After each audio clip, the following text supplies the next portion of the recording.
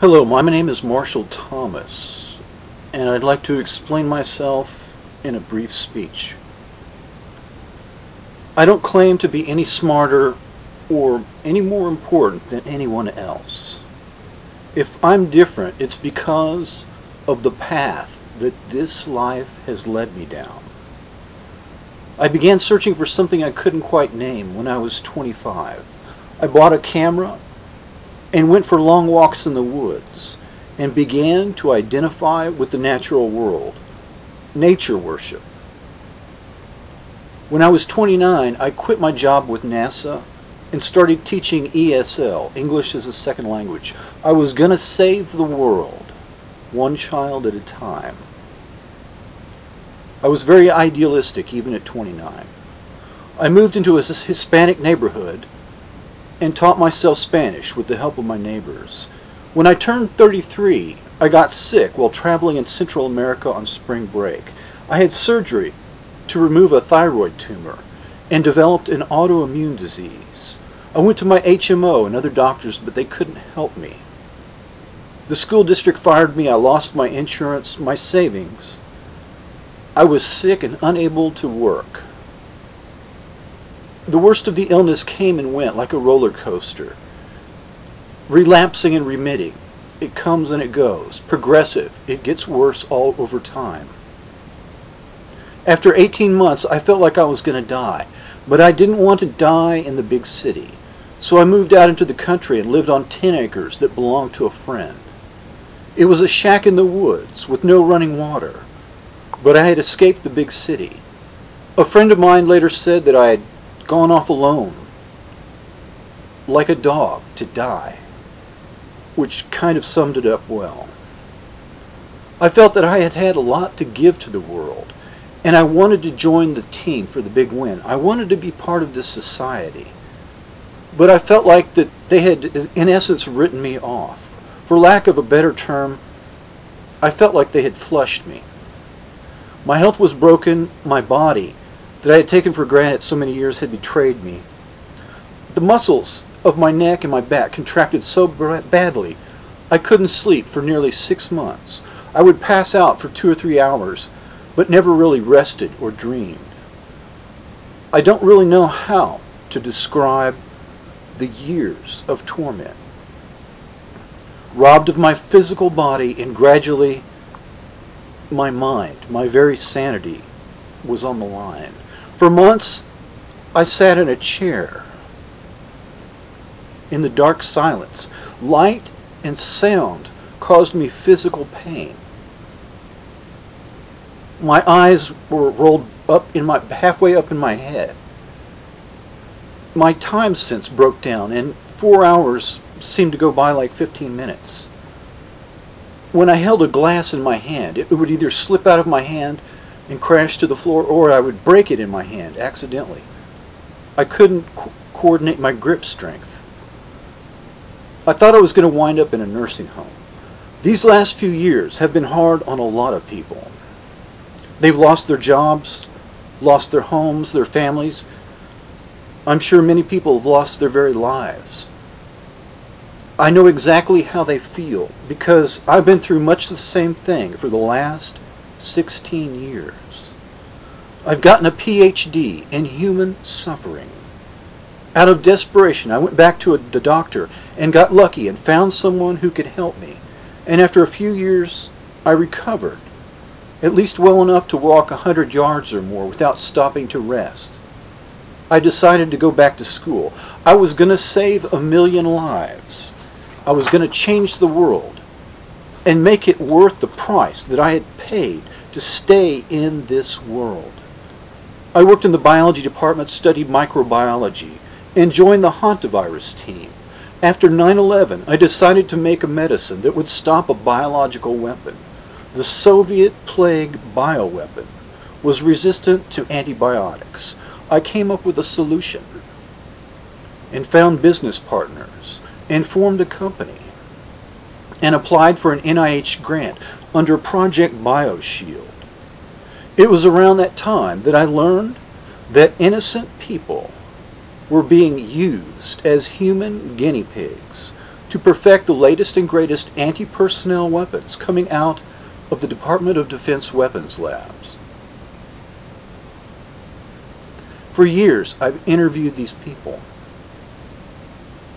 like an epidemiologist, finding out their symptoms and what they have in common.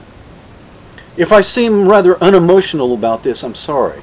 It's because I've had to harden my heart to terrible human suffering that seemed at times to go on without end.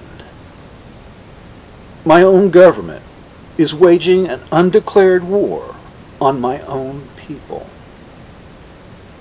I believe in people. I believe in their basic goodness. Yet evil exists.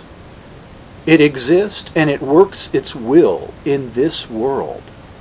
I believe in my country and its ability to be a force for good in the world. Abraham Lincoln called the United States the last best hope of the human race. And if the human race ever needed hope, it needs it now, for now is perhaps the hour of its greatest trial. I guess I may have been chosen, not because of superiority, but because of this path that I have walked down, this path that life has led me down. I've been a curious mixture of a 20-year-old young pleasure seeker, an atheist, an idealist, a naturalist, a scientist, a failure, and a fool. But I've been blessed with gifts, gifts that I have paid for. Sitting Bull was a shaman of the Sioux people. He prayed, fasted, and made sacrifices of his own flesh and blood. He was given visions of the outcomes of battles and visions of his own ultimate fate. He paid for them. Nothing in this life is free. The demands of this moment are many, and many shall be called. The prize is potentially a new age of peace and freedom. The price of failure may be worse than death itself. I don't have all the answers. I don't call all the shots. And I don't blame you if you're skeptical. I would be too in your place. But if you ignore facts, historical facts, and physical evidence, then I do find fault. I only ask that you use your common sense. The average man or woman on the street is perfectly capable of deciding what is in his or her best interest. I am saying that the new weapons, similar to those in public, are being used on innocent people. If the Russians used these weapons, microwave weapons, on the United States Embassy in the 1950s and got away with it for years, then what chance do these people have? I am saying that criminal behavior committed all the way through the Cold War by the Department of Defense and others on 500,000 people is still going on today. U.S. citizens are being used as human guinea pigs in terminal experiments, experiments that end in death. This is not new. It is a continuation of past behavior. The figure of 500,000 people is the government's own figure.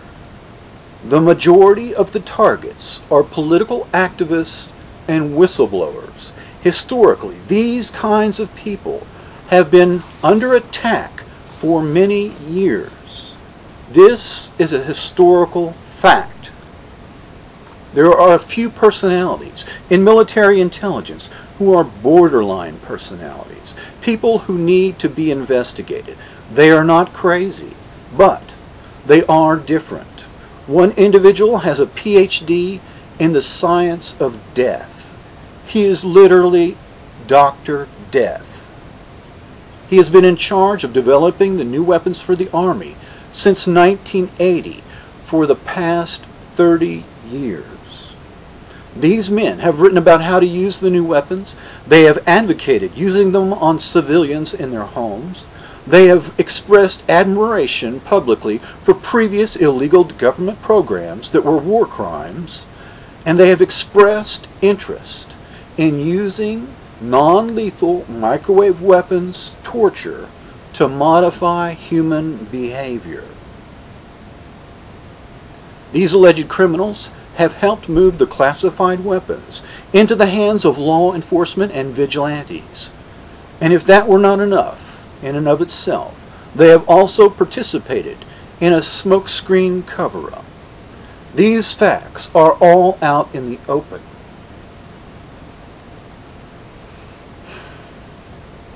There is much more on these websites, in books and films, but these facts by themselves should lead us to the logical conclusion. Mark Twain said that history does not repeat itself, it rhymes. I am describing the same old song with a different tune. There is nothing new under the sun. People will say there is no absolute proof. The airtight proof is classified, hidden in Fort Meade, and no one is going to break in and steal it. People will say that the victims are all crazy. This is what they said about all the other 500,000 victims, U.S. citizens who were used as human guinea pigs and target practice. I am saying, use your own common sense that God gave you and stop listening to people who tell you not to believe your own eyes and ears. Critics are using a shoot the messenger strategy to smear me as a terrible human being. Well, of course they are, because they certainly can't use logic and reason to refute the facts presented here. What better way to ignore the facts than to change the subject and make this about me? Let me be very clear. This is not about me. Human beings reduce things to one personality because it helps us put larger concepts and larger ideas into perspective. The power is impressive and even seductive, but I am just a radio, an old transistor radio. I am not the music. You are in love with the music. Good. You should be. But I'm not the music. I'm just another human being on this earth, and I am laying my head on the chopping block, and I fully expect to be destroyed. I cannot be bought off, scared off, or controlled. This power is not under their control, and so they must destroy a thing to control it. First, I will be discredited as a public person, then destroyed financially, spiritually, and finally physically destroyed. There is no avoiding it. I am just another person on this earth, and soon I will be gone. Evil exists in this world. It is not imaginary. Americans want to live in the world of Norman Rockwell because this is a safe place. But the world itself is in play, and the fate of nations will be decided by people, ordinary people, everyday people, just like you and me. This is our generation's moment of truth. Will we, the people of the world, confront this evil in our midst? Will we overcome the fortress of evil that wages war on the innocent and seeks to determine our collective destiny? Charismatic leaders by themselves will not get you to the top of the mountain. Your fate can only be decided by you and people like you who decide to act in unison, together. I remember all the people killed by car bombs and suicide bombers, and how the victims' bodies are all taken away, but the shoes they wore remain. The assassins have killed them. They have stolen their lives and they have silenced them. They have stolen their humanity. They are rendered silent except for piles and piles of shoes. This program of torture and murder is largely unseen because the cause of death is often heart attack or cancer. I intend to pressure my congressional representative to stop this madness by telling them that I intend to speak for those who have been silenced. I will take a few minutes and a few dollars to mail them a single shoe in silent protest, speaking for those who are gone and cannot be replaced. In their place, I will demand that the alleged criminals be detained, that their elite military intelligence brigade be disarmed, and that reforms take place to guarantee that this nightmare will never happen again. It is a small gesture, but out of many small gestures may come a great wave of change. I don't have a master plan or perfect strategy to end this secret dirty war on humanity. The most I feel that I can ask of others is that they look inside their hearts, and if they wish to fight for these victims, I ask that they join me in a day of protest. I humbly ask that people stay home from the next workday, stay home from the next school day. It is my intention to protest, and through peaceful protest, let my government know that I am demanding that the alleged criminals be forced from their positions of public power. I believe in the value and strength of ordinary people. In reality, there is no such thing as ordinary people, because human beings are all extraordinary. Do not doubt your ability to accomplish the impossible. For when the hour is struck, and when it is time for a people to be free, there is no force on earth that can stop the people's march to freedom. Thank you.